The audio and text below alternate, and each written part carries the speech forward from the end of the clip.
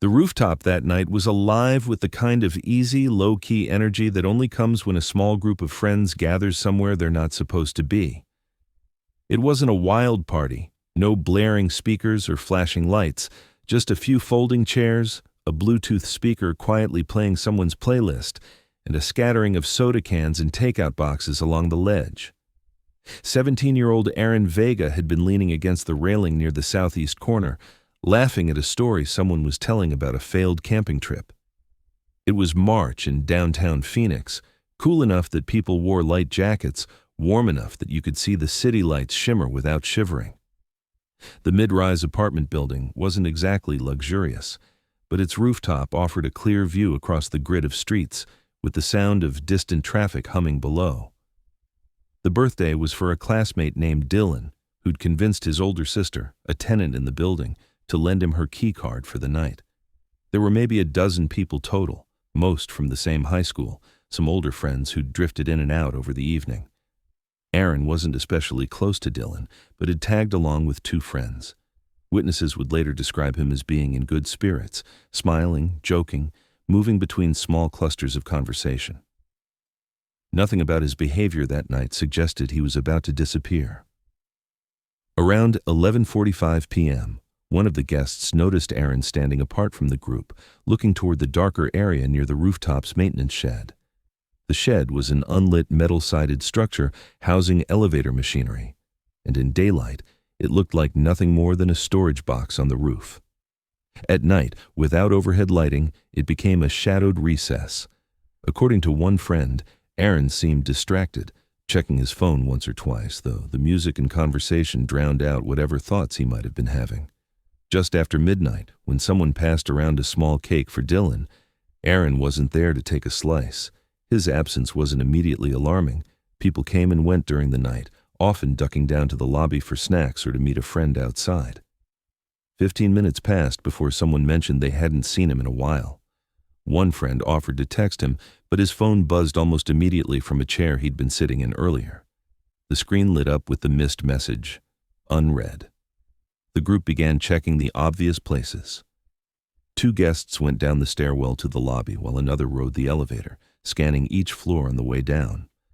The streets surrounding the building were quiet, with only the occasional car passing under the glow of sodium street lamps. There was no sign of him outside, no sound of footsteps on the fire escape, no figure slipping into a waiting car. Within half an hour, unease began to set in. By 12:40 a.m., Dylan called his sister, who returned from a nearby bar and confirmed she hadn't seen Aaron leave. She swiped her keycard to check the rooftop access logs. The only entries after 11 p.m. were the group already there. The rooftop door had remained locked the whole time, opening only when someone used the card. Nobody remembered swiping out.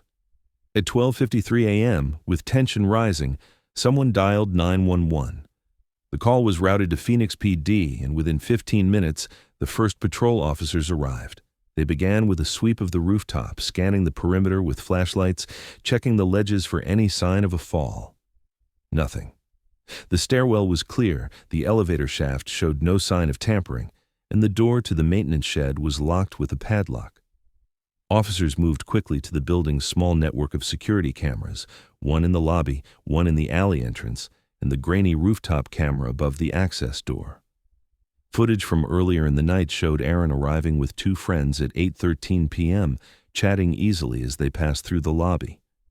He appeared again at 10:05 p.m., stepping out of the elevator and following the group to the rooftop. After that, the rooftop camera caught him in several brief moments, leaning against the railing, crossing the open space with a soda can, standing near the shadowed corner.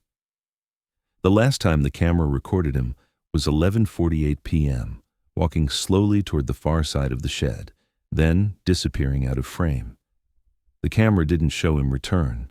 The footage from the lobby told its own story. No image of Aaron leaving. The building's exterior cameras, mounted to capture the parking area and alley, showed only cars passing at intervals and a couple of residents arriving late. There was no trace of Aaron in any of them. Officers expanded their search to surrounding blocks, speaking briefly with a security guard from a neighboring office building who reported nothing unusual. By 2 a.m., The scene had shifted from confusion to something closer to dread. The police presence grew, with additional units called in to search the building's mechanical spaces and storage rooms. Every floor was checked twice. The basement was swept thoroughly. Still nothing. Officers began to quietly ask guests if Aaron had argued with anyone, or if he might have left voluntarily. The answers were uniform. No fights, no drama, no reason to think he'd just walk away. By sunrise, Aaron Vega was officially listed as missing. Patrol officers remained on site to preserve the scene, while detectives prepared to take over. Friends left in small groups, subdued, glancing back at the rooftop door as if expecting him to reappear at any moment. His phone, now in an evidence bag, sat lifeless, the last text unread. His jacket still hung over the back of the chair where he'd left it. It was as if Aaron had simply stepped into the shadows at the edge of the roof and ceased to exist, a fact that would baffle investigators for the next 2 years. If you'd like, I can now move directly into part 2, keeping the same pacing, tone, and exact 900-word structure so the story flows seamlessly into the next section of the documentary. Detectives arrived on the rooftop just after sunrise, their first steps deliberate and quiet, as if unwilling to disturb a scene that already felt unnatural. The city below was awake now, but up here, the space still held the residue of the night before. Half-empty cups, discarded paper plates, and a folding chair where Aaron's phone still sat, screen dark. It was the first thing the lead investigator noticed, the phone lying there, not dropped in panic or shoved into a pocket, but left neatly on the seat as if its owner had stepped away for only a moment. Nearby, his lightweight jacket hung over the back of the chair, the kind of thing you'd only leave behind if you were planning to return quickly. Inside the jacket pocket, his wallet was still there, cash and ID intact. The immediate theory was the most straightforward, and to the detectives, the most troubling. Maybe Aaron had gone to the edge, leaned too far over, and fallen. It had happened before in other cities, moments of curiosity or carelessness ending in tragedy. Officers were dispatched to search the sidewalks, alleys, and balconies of surrounding buildings, while a team on the ground inspected every possible landing point. But by mid-morning, the answer came back the same. There was no body. Not in the street, not in the alley, not on any nearby rooftop. If he had fallen, it would have been impossible for him to simply vanish afterward. While part of the team continued physical searches, others began interviews with the remaining guests from the party. They were all young, mostly teenagers with a handful of early 20s acquaintances. The stories were consistent on the basics. Aaron had been relaxed, talkative, even making plans to hang out later that week.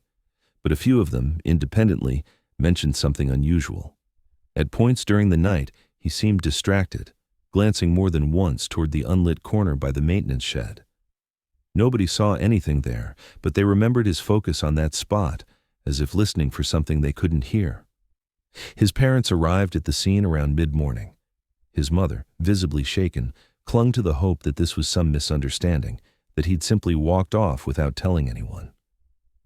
Detectives gently explained that they'd already reviewed security footage. Aaron never came down from the rooftop. That knowledge shifted her reaction from hope to disbelief. She insisted there was no reason for him to disappear. He had a job interview scheduled in 2 days, a prepaid summer trip with friends, and no sign of conflict at home. To her, the idea that he'd simply chosen to leave didn't make sense. Outside the immediate investigation, word began spreading through social media within hours. Photos of Aaron from his Instagram, smiling at school events, hiking in the desert, were shared alongside captions asking for sightings or tips. But as the post count grew, so did speculation. Some claimed he'd been experimenting with drugs that night and suffered a bad reaction, that the group had hidden it to avoid trouble. Others hinted at an argument that escalated into violence. A few dredged up old, vague rumors about the building itself, stories of strange accidents on the rooftop.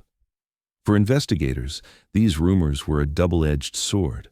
Occasionally they brought forward real witnesses, but more often they buried the truth under a pile of unverified noise. The physical evidence only deepened the contradictions. The rooftop was enclosed by high safety railings designed to prevent falls. The only access points, the elevator and the locked stairwell door, both required a keycard from inside to exit. The rooftop camera, positioned above the access door, had a limited view and didn't capture the far side of the shed clearly. But its time-stamped footage confirmed one key detail. At 11:52 p.m., Aaron's phone was still in his chair, untouched. No one else had moved it. Moments later, he stepped toward that dark corner, and that was the last time the camera caught him. Detectives considered the possibility of foul play. If someone had harmed Aaron, how could they have moved him without being seen on any camera or by the other guests? The rooftop wasn't a sprawling space. It was open, with only the shed providing cover. Anyone carrying a body would have been visible at some point. And yet, the total lack of evidence suggested he hadn't left on his own either. There was no keycard swipe showing his exit, no door alarms triggered, no malfunction recorded in the elevator logs. One detective, frustrated, described it as like he evaporated.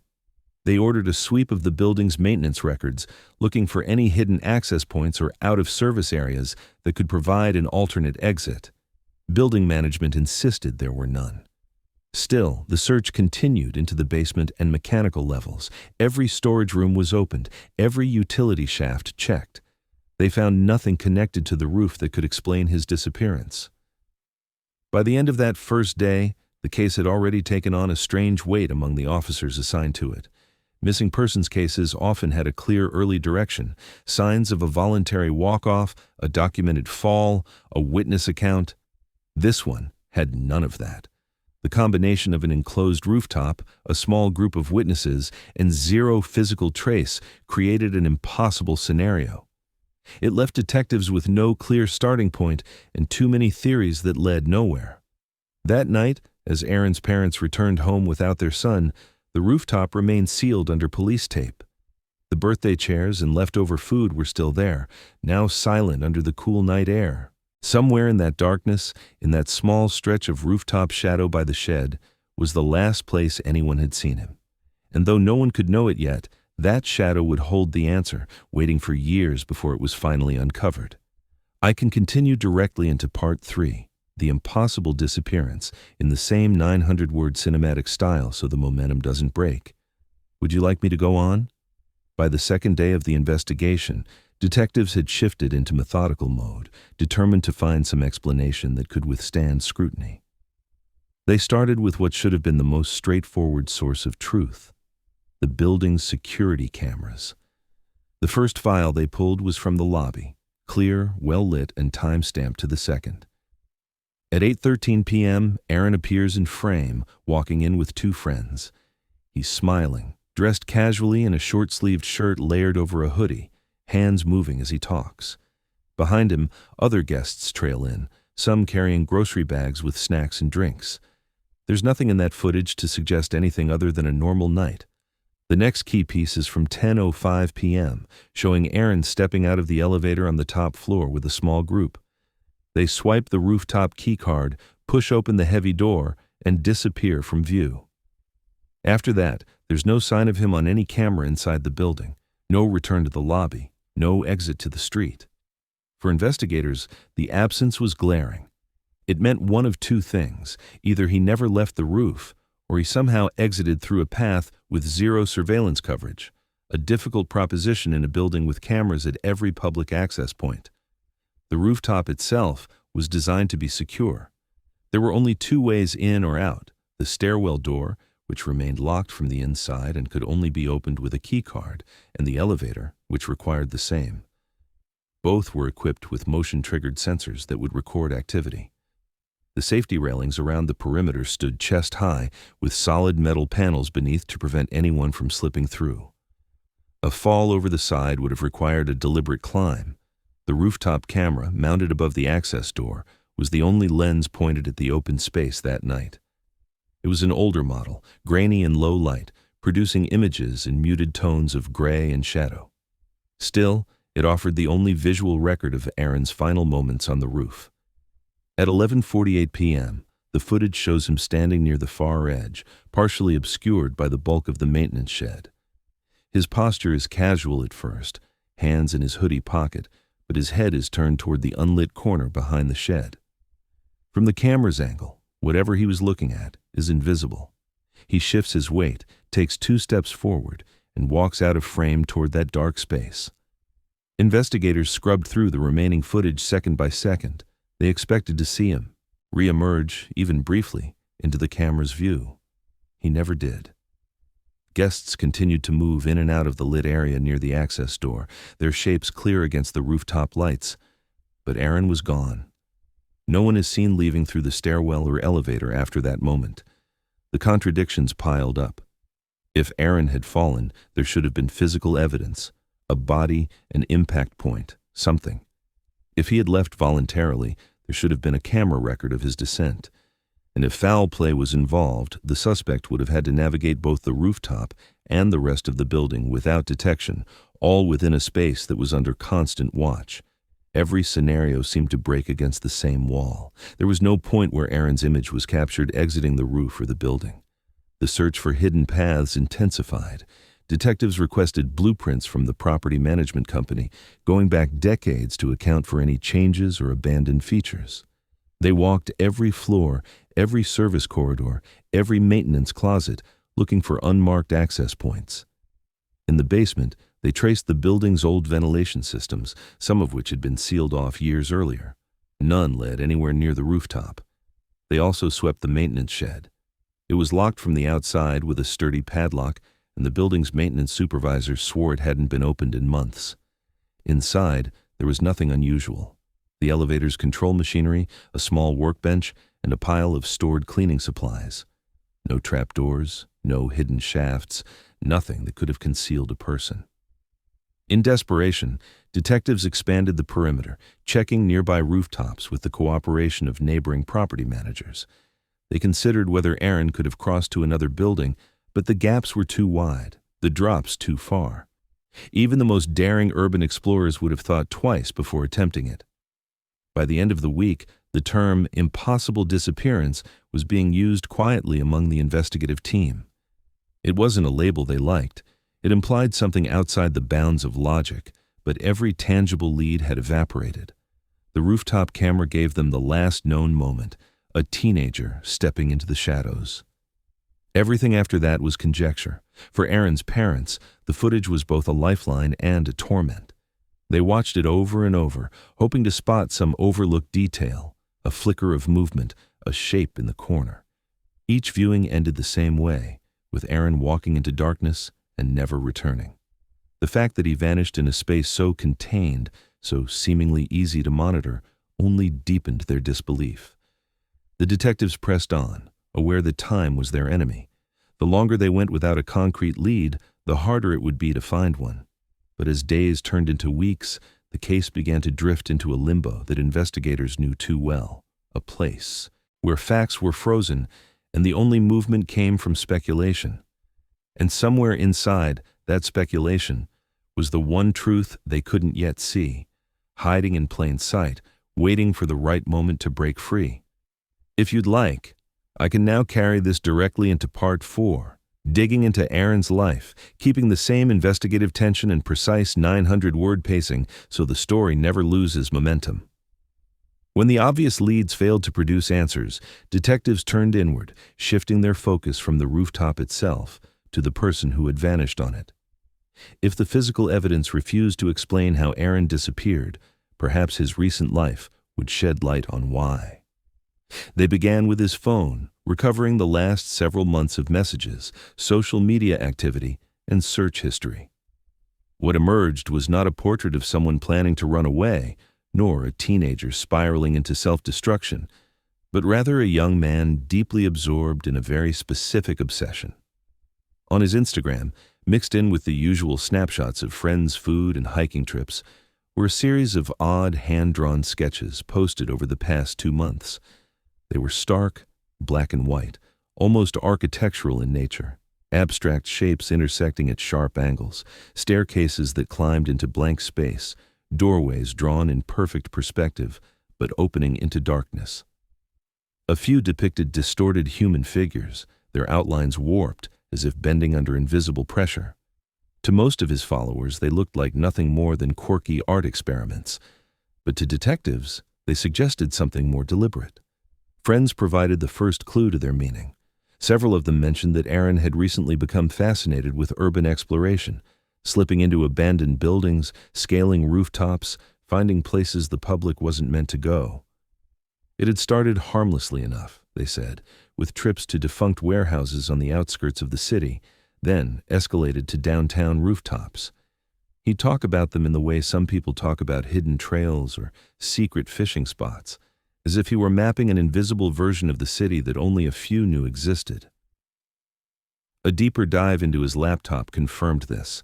His search history included queries like building blueprints downtown Phoenix, hidden maintenance access, and service tunnels under city buildings.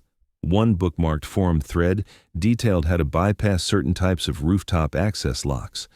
There were saved images of ladder systems and ventilation shafts.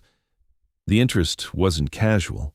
It was focused, almost methodical, as if he were collecting pieces of a puzzle only he understood. Then came the most unsettling detail.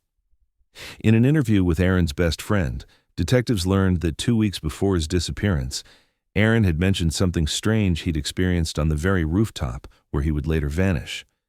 He said he'd been up there alone one evening, taking photos of the skyline, when he heard a faint humming. At first, he thought it was mechanical noise from the elevator machinery, but it didn't sound quite right. It was rhythmic, almost like static filtered through a low tone, and it seemed to be coming from somewhere behind the maintenance shed. When he walked closer, he said the sound grew clearer, but then abruptly stopped, leaving only the quiet rush of the city below. He'd laughed it off in conversation, but his friend remembered the way Aaron's eyes had lingered when describing it, as though it had unsettled him more than he'd let on. Detectives now began to consider whether Aaron might have discovered something on that roof. An unsecured hatch, a forgotten shaft, some access point to the building's skeleton that wasn't marked on modern plans. If he had, it could explain how he managed to leave the visible area of the rooftop camera without reappearing. They knew from experience that old buildings sometimes carried remnants of past configurations, obsolete freight elevators, bricked-over stairwells, sealed maintenance tunnels that were never fully removed, only hidden. The problem was that even if Aaron had found such a route, it didn't explain why he never resurfaced. There was still no footage of him inside the building afterward, and no sign of him in the surrounding streets.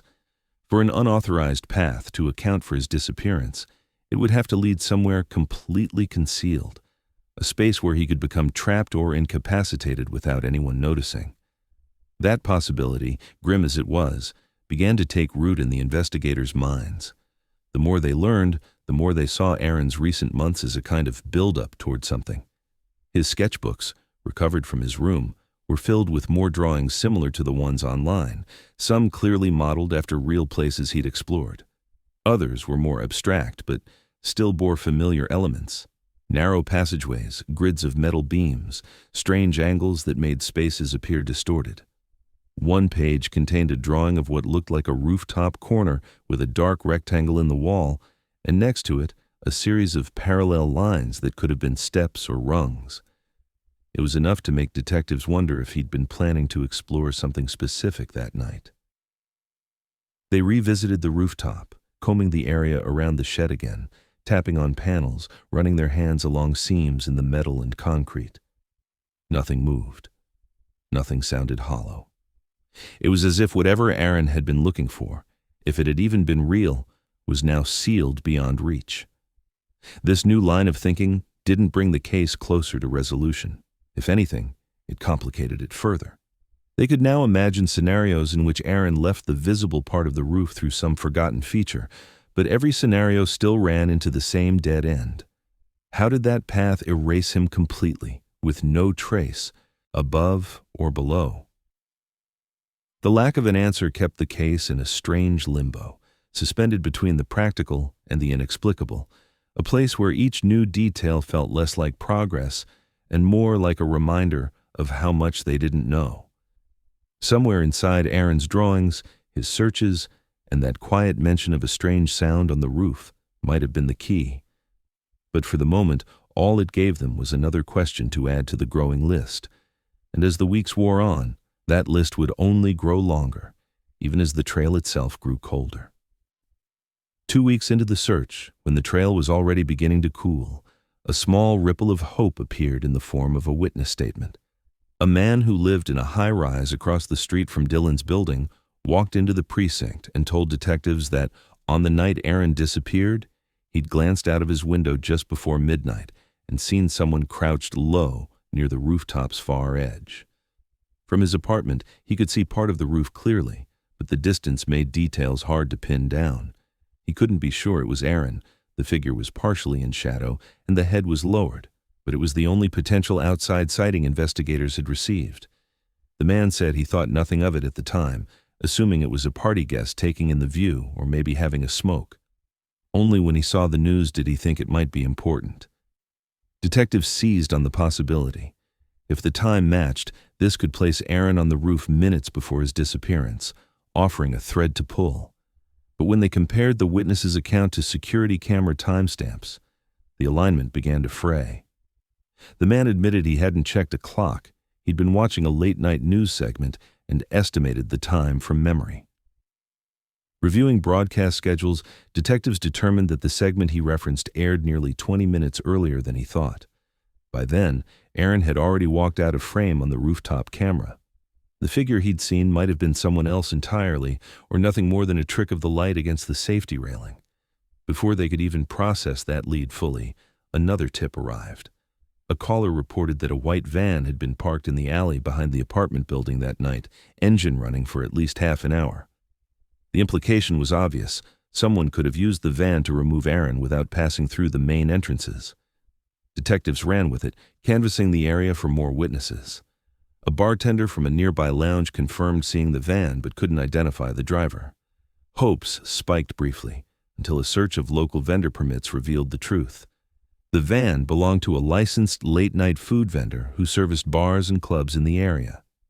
He had been parked there preparing a delivery to a private event on the next block, his engine running to keep a small refrigeration unit going. These back-to-back disappointments hit hard. With each lead that collapsed, the gulf between speculation and verifiable fact widened. The community's initial surge of interest began to fade, replaced by muttered theories and online conjecture. The official investigation, meanwhile, was beginning to strain under the weight of limited manpower and an absence of actionable evidence. Detectives could only dedicate so many hours to a case that was yielding nothing concrete. The tension between Aaron's family and the investigative team deepened. His mother, already distrustful of the process, began openly accusing the department of treating her son's disappearance as if he had simply walked away. She pointed to the fact that his belongings, phone, wallet, jacket, were all left behind, insisting that no reasonable person could interpret that as a voluntary exit. Detectives countered with the reality that without new information, the scope of the search couldn't expand indefinitely. To her, it sounded like surrender. Behind closed doors, the lead investigator admitted to colleagues that they were out of viable angles. They had checked the roof, the building, surrounding properties, public transit feeds, hospital admissions, all dead ends. No signs of foul play, no credible sightings, no digital footprint beyond 11:52 p.m. on the night he vanished. It was as if the case had reached the edge of a map and simply stopped. By the end of the third month, the inevitable happened. Without a fresh lead, the case file was reclassified from active to inactive, meaning it would no longer receive daily attention. Detectives would respond to new tips if they came in, but there would be no more dedicated team combing through evidence each day. The family was informed in the most procedural of tones, a phone call that left Aaron's mother in tears and his father silent. From that point on, the search belonged almost entirely to them. They printed new flyers, hired a small private investigator, and created a dedicated social media page for tips. A handful of online amateur sleuths joined their efforts, dissecting the rooftop footage frame by frame, spinning theories about hidden doors and unmarked shafts. But without official backing, these efforts lacked the reach and resources to move the case forward. The rooftop itself returned to normal use, its role in the story fading for most who lived there. Yet for Aaron's family, it remained a fixed point of grief, the last known place he stood, the silent space where every theory began and ended. What they couldn't know was that, for now, the truth lay buried not in what the witnesses had seen or the cameras had captured, but in something no one had yet thought to question. And it would stay that way for 2 more years. In the months after the case went inactive, the rooftop returned to its normal rhythm. Tenants coming up to smoke, small gatherings in the summer, the occasional lone resident, leaning on the railing to watch the city breathe. But there was one part of that space that seemed to develop a quiet, unspoken boundary. The corner where the maintenance shed met the railing, the spot where Aaron Vega had last been seen, was rarely approached. People joked about it being cursed, the way tenants in old buildings sometimes do to mask discomfort. New residents, unaware of the history, would occasionally stand there, only to have someone point out, half serious, that it was where that kid vanished. Most would step away without argument. For Aaron's parents, time didn't smooth the edges of what had happened. They built their own search operation, separate from the police, hiring 2 private investigators over the course of the first year. Each one started with the same determination and ended with the same frustration, their reports filled with repeated details the family already knew. Every anniversary, they reprinted missing posters with Aaron's face, blanketing bus stops, coffee shop windows, and bulletin boards. At first, volunteers helped, but as the years wore on, fewer people showed up to hand them out. The search also moved online. A handful of amateur sleuths picked up the case, creating threads on forums dedicated to unsolved mysteries. They dissected every frame of the rooftop footage, mapping the angles, speculating about blind spots. Theories ranged from the barely plausible to the impossible. Some suggested an abduction by helicopter, pointing to the fact that no one saw him leave through conventional exits. Others claimed there must be a hidden chute or shaft in the shed, a remnant from the building's construction that wasn't on any modern plans. A few crossed into the supernatural, whispers of thin places or dimensional slips, ideas born from the sheer frustration of having nothing tangible to hold on to. Aaron's parents monitored these forums quietly at first, but over time, desperation pushed them into participating. They answered questions, shared copies of his sketches, uploaded photos from the night he vanished. They hoped someone might see something they had missed, but the digital momentum was fleeting. Threads would spark with activity, then fade when no new evidence emerged. By the end of the second year, Aaron's name surfaced only occasionally online, usually in niche discussions where the same recycled information was passed around.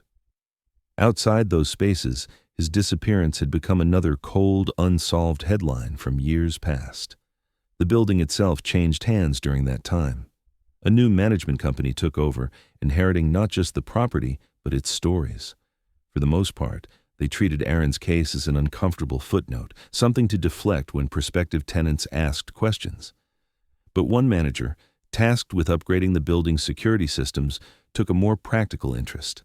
In late spring of the second year, he arranged to replace the rooftop camera with a newer model capable of higher resolution and infrared recording. While clearing the old system's storage drives, he noticed that much of the archived footage had been overwritten, as was standard with the auto-loop system. Still, a few files from years earlier were intact, saved during the original investigation. Most were routine, grainy rooftop nights with nothing happening beyond a tenant's smoke break. Then he came across one file from the night of Aaron's disappearance that behaved differently. When he tried to play it, the footage stuttered, frames freezing before jumping forward, the image occasionally blurring into horizontal lines.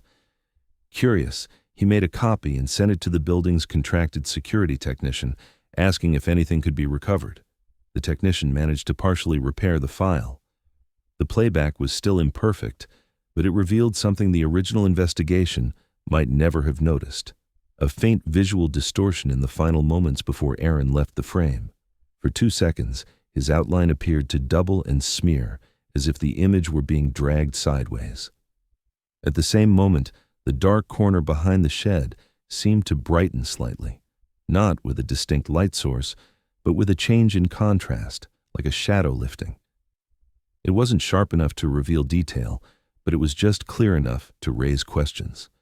The manager didn't know what to make of it. To him, it looked like nothing more than a camera glitch, the kind of artifact that happened when frames were dropped or corrupted. But given the history of the building, he hesitated to discard it. He called the local precinct, explaining what he'd found.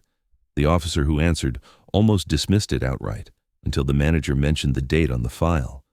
That was enough to get it forwarded to the department's evidence review unit. Within a week, the file reached a detective who remembered the case.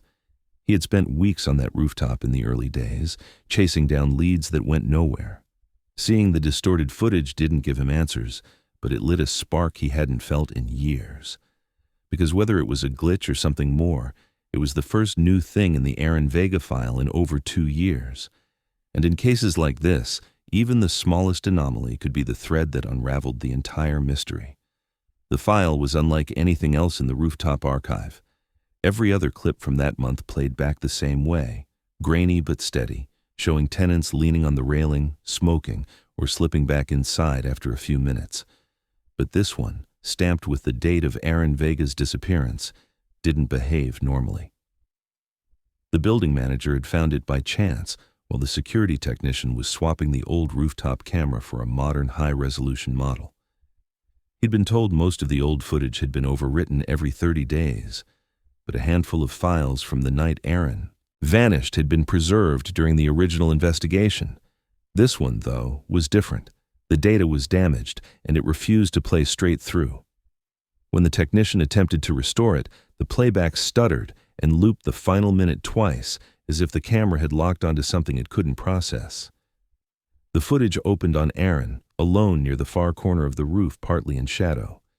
He stood with his weight on one leg, hoodie pulled close against the breeze, gaze fixed on the space where the maintenance shed met the railing. The rest of the party was out of view to the left, the soundless movement of people only occasionally passing into the brighter lit zone near the access door. Here, though, it was still. At exactly 11:49 p.m., the video skipped. It wasn't the natural kind of blur you'd expect if someone moved quickly. It was mechanical, a sudden frame drop. Aaron's outline doubled for a fraction of a second, smeared sideways, his legs fusing into a single dark column while his upper body elongated unnaturally in the frame. It looked wrong, like an image being dragged across a screen. And in that same instant, the darkness behind him shifted. The corner where the shed wall met the railing, normally swallowed by black, brightened subtly. It wasn't a beam of light or a flicker from the city. It was a diffuse change in contrast, just enough to reveal faint textures on the wall that had been invisible before. It lasted barely 2 seconds, but it was there. The shadow seemed to thin, the blackness lifting slightly before sealing shut again. Then Aaron stepped forward, disappearing completely out of the camera's view. The rest of the clip showed only the empty corner, static and silent. Then, without warning, the corrupted file looped back to the same starting frame and replayed the final minute exactly. The same posture, the same skip in the image, the same faint brightening in the dark. This was not part of the original recording. It was an artifact of the corrupted data. But the repetition gave the moment an unsettling weight, as if the system was insisting that this was the piece worth paying attention to.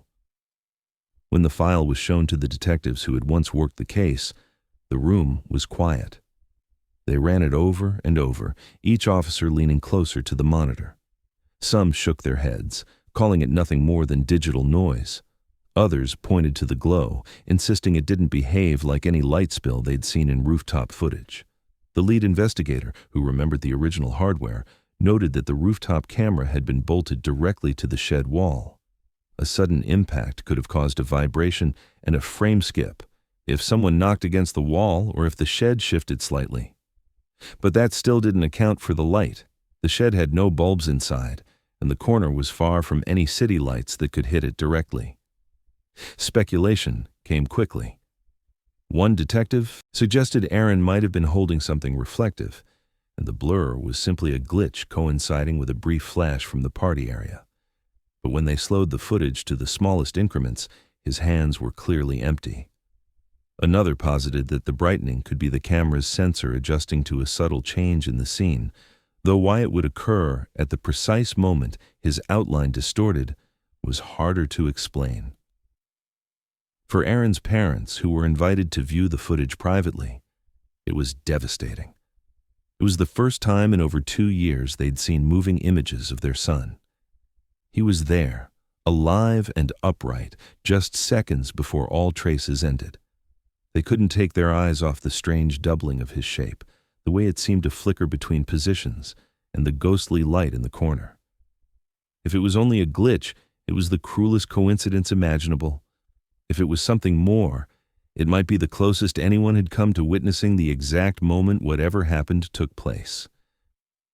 The building manager admitted he hadn't known what he was looking at when he found it. To him, it was just a corrupted file, something that didn't belong in a clean system. But when the detective explained the significance of the timestamp, he understood why it mattered.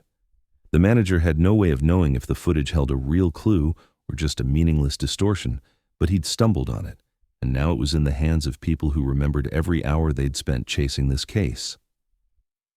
That same afternoon, the lead investigator filed a request for immediate rooftop access. He wanted to stand in that corner again, in the exact space where Aaron had been, with the fresh memory of the glitch playing in his head. He knew that after so much time, the odds of finding anything physical were low, but the way the dark had seemed to lighten, however briefly, nagged at him. The rest of the case was built on absence, no body, no witness, no exit route. This, for the first time, felt like presence, a small, stubborn fragment of the night refusing to disappear. And for an investigation that had been dead for years, even the smallest fragment was enough to turn every set of eyes back to the rooftop. The recovered footage was enough to justify reopening the file, and within a week, a small team of detectives and building inspectors were standing on the rooftop once more. The morning was clear, the city below already in motion, but for those gathered, the focus was entirely on that far corner by the maintenance shed, the place where Aaron Vega had last been seen and where the strange light in the corrupted video had briefly appeared. The shed looked the same as it had years earlier, weathered metal siding, a rusted padlock on the front door, and no obvious openings along its walls. But this time, the team wasn't just scanning surfaces, they were tapping, pressing, and measuring, searching for anything that might explain how a teenager could vanish from here without passing a single camera. It was one of the inspectors, not a detective, who noticed it first. While running his hand along the back wall of the shed, he felt a faint give beneath the metal, not enough to be immediately obvious, but different from the solid resistance everywhere else. A few minutes later, after loosening several corroded screws and prying carefully at the seam, a section of the wall shifted outward. It wasn't a door in the traditional sense, just a false panel, expertly cut to blend into the siding. Behind it, darkness yawned into a vertical shaft. The air that came out was stale and heavy, carrying the scent of rust and dust that hadn't been disturbed in years. A flashlight beam cut through the void, revealing steel beams, sections of old scaffolding, and a narrow ladder bolted to the wall. The rungs were coated in thick rust, some warped or bent, others missing entirely. It was clear this space hadn't been part of the active building in decades. According to records, the shaft had once housed a freight elevator used during the construction of the upper floors, sealed off when the final renovations were completed. It was supposed to be inaccessible from both above and below, yet here it was, hidden in plain sight, the panel loose enough for someone curious to pry open. Lowering themselves on safety lines, the team descended slowly. About 15 feet down, one of the detectives spotted something caught between two rusted crossbeams, a small piece of fabric, torn and frayed. He eased it free, careful not to let it crumble. In the daylight above, it was compared to the missing persons file. The color and pattern were a near-perfect match to the shirt Aaron had been wearing the night he vanished. The discovery was enough to send a jolt of energy through the team. For years, the case had been defined by a complete absence of trace. Now, there was a tangible connection between Aaron and a hidden space no one had thought to search. The descent continued, revealing the shaft's bottom wasn't a basement at all. Instead, it opened into a short landing that ended in a wall of aging brick. The layout didn't match any of the current building schematics. When a building historian was brought in, the mystery began to take shape. The bricked-over section had once been a connecting tunnel to an adjacent structure, a warehouse that had been condemned for safety violations nearly 20 years earlier. At the time of sealing, the city had ordered all connecting passages closed, but over the years, inspections had become less thorough, and this particular closure was more symbolic than structural. From the inside, the brickwork looked thin, patched over with mortar that had cracked in several places. The adjacent warehouse, now empty and partially collapsing, was sealed at street level with metal sheeting. No one had entered legally in years. But if someone had found this shaft from the rooftop and descended far enough, they could have reached the bricked-over tunnel. What happened beyond that was still unknown, but the possibilities were sobering. For detectives, the implications were immediate. The loose panel explained how Aaron could leave the camera's view and never be seen on any other footage. The shaft provided a concealed route, one that bypassed all monitored access points. The fragment of his shirt trapped in the beams suggested he hadn't simply explored it casually. Something had happened to him inside. Whether it was a fall, a structural collapse, or becoming trapped was still unclear. But for the first time since the night he disappeared, the geography of the case made sense.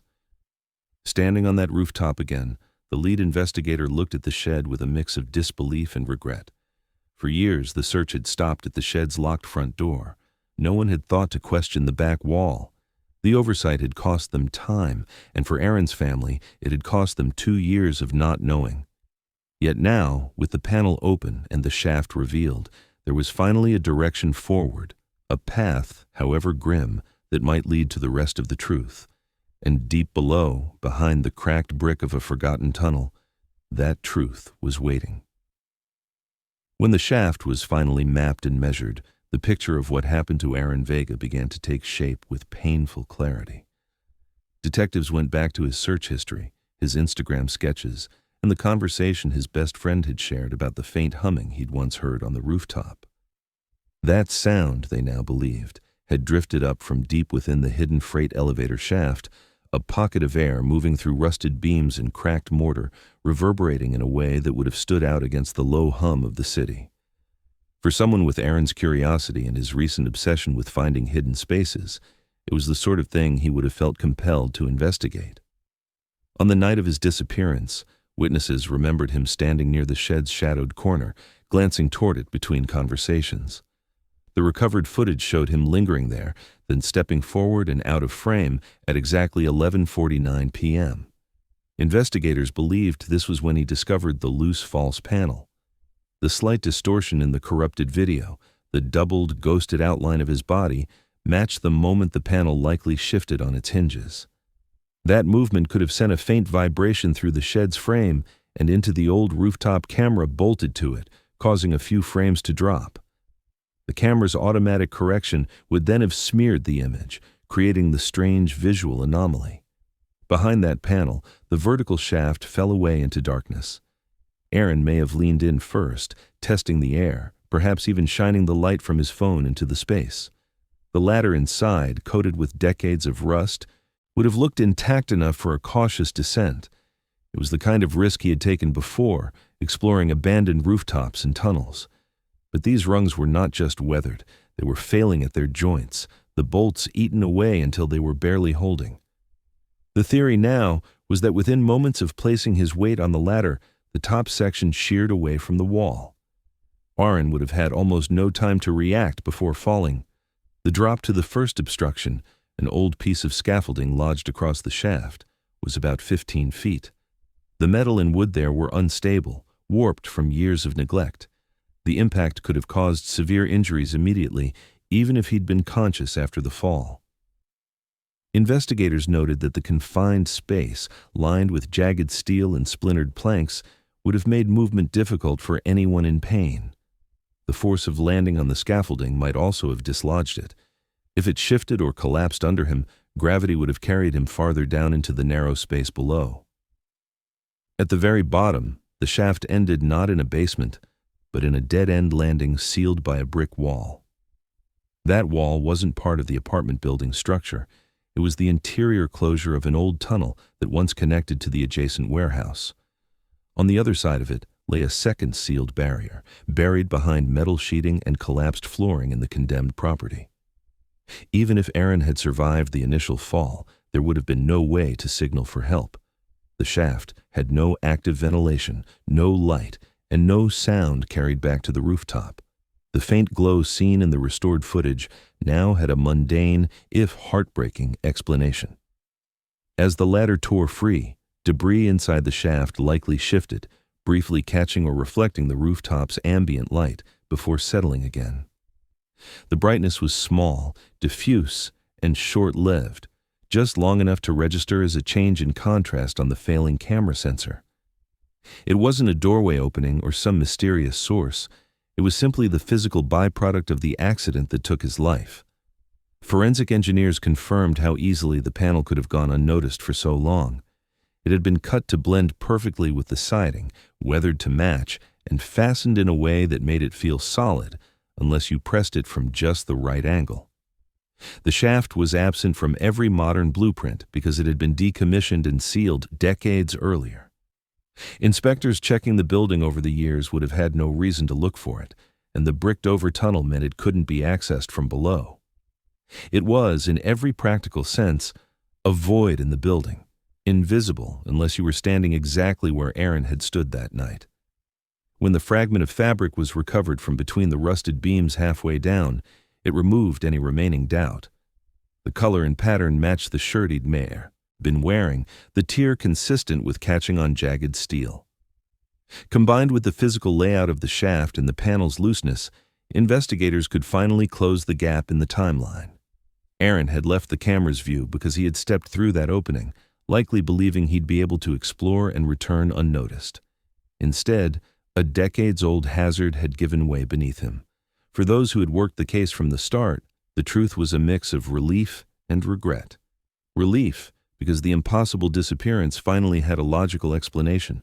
Regret, because the answer had been there all along, hidden behind a wall they'd never thought to question. The most confounding missing persons case they had handled in years wasn't the result of an elaborate abduction or an untraceable escape. It was the product of a single moment's decision, a corroded ladder, and a forgotten piece of the building's history. For his parents, the resolution was as heavy as it was necessary. The knowledge that their son's curiosity had led him to an unseen danger brought no comfort, but it ended the unbearable limbo they had lived in since that night. They could finally picture, with awful precision, what had happened in the moments after he left their sight forever. The camera glitch that had reignited the investigation was nothing supernatural or mysterious. It was a mechanical hiccup, dropped frames caused by vibration at the exact moment Aaron vanished from view. But that coincidence was enough to pull the focus back to the one place on the rooftop where the truth had always been waiting. 2 years of speculation, rumor, and unanswered questions had ended with the simplest, most human of explanations. A hidden hazard, a brief lapse in caution, and a place no one had looked. It wasn't the ending anyone had hoped for, but it was an ending. And for the people who had loved him, that was the only thing left to find. The recovery operation began just after dawn, when the streets were still quiet and the condemned warehouse stood in deep shadow. Access to the site had taken weeks of planning, involving structural engineers, city inspectors, and a specialist recovery team trained to work in unstable buildings. Inside, the air was stale, heavy with the smell of rust, rotting wood, and damp brick. The path to the old tunnel was slow and deliberate. The floorboards bowed under weight, beams groaned overhead, and every step sent echoes down the empty halls. The target was a sealed brick wall deep within the warehouse's interior. On the other side of it, investigators knew, was the bottom of the forgotten freight elevator shaft, the space where the search for Aaron Vega now led. The bricks were old, the mortar cracked, but still strong enough to have kept their secret for more than 2 years. The team began carefully dismantling it, working one brick at a time to avoid a full collapse. Dust hung in the air, catching in flashlight beams, while the sound of chisels and hammers bounced off the hollow walls. When the last bricks were pulled free, a gap appeared, revealing a narrow, dark cavity. A flashlight beam reached inside, cutting through years of undisturbed dust. Tangled in the rusted remains of scaffolding and warped metal rungs was a strip of faded fabric, its color still faintly matching the shirt Aaron had worn the night he vanished. A few feet beyond, partially concealed by debris, were human remains. No one spoke for a long moment. The team had known this was likely, but seeing it confirmed was different. The recovery was slow, each step documented. Every piece of debris was moved with care, photographed before being removed. When the remains were finally secured, they were carried out in silence, the sound of boots on the warehouse floor the only noise. From there, a police escort transported them to the medical examiner's office. Within hours, dental records provided confirmation. The remains were Aaron Vega. For his parents, the call from detectives was both the end of a nightmare and the start of another. For over 2 years, they'd lived in a suspended state, neither fully grieving nor fully hoping. Now there would be no more sightings to chase, no more wondering if he was somewhere out there. The truth left no space for hope. It closed the door completely. The rooftop where Aaron had last been seen was closed off immediately after the discovery. Contractors arrived to dismantle the maintenance shed's back wall and seal the false panel that had hidden the shaft. The corroded ladder was removed, the vertical drop filled and reinforced so no one could access it again. That corner, once just another part of the rooftop, would no longer exist in the form that had drawn Aaron's attention. The recovered footage, the so-called glitch that had sparked the reinvestigation, was added permanently to the case file. Investigators now understood its mechanical cause, the vibration from the panel shifting when Aaron opened it, but the emotional weight of those 2 seconds remained. It was the moment that, by sheer accident, marked the exact point where the trail had gone cold. Without it, the case might have stayed dormant forever, the shaft undiscovered, the remains left where they had fallen. When the details of the case became public, reactions in the community were subdued. For so long, people had speculated about something far darker: foul play, abduction, even stranger theories that had gained traction online. The truth was simpler and more brutal: an unguarded hazard, a moment of curiosity, and an accident in a space that no one even knew existed anymore. There was no suspect to arrest, no trial, no confession, just a set of facts that explained everything but brought little comfort. For Aaron's parents, knowing the truth was a kind of relief, but it also deepened their grief. They finally understood exactly what had happened and how close safety had been, just steps away from the rooftop door, a short walk from his friends. It was not the story they had wanted, but it was the only one they had left. Now they could hold a funeral, speak of him without hedging their words, and visit a gravesite instead of a missing poster. But they would also live with the knowledge that a single loose panel had changed everything.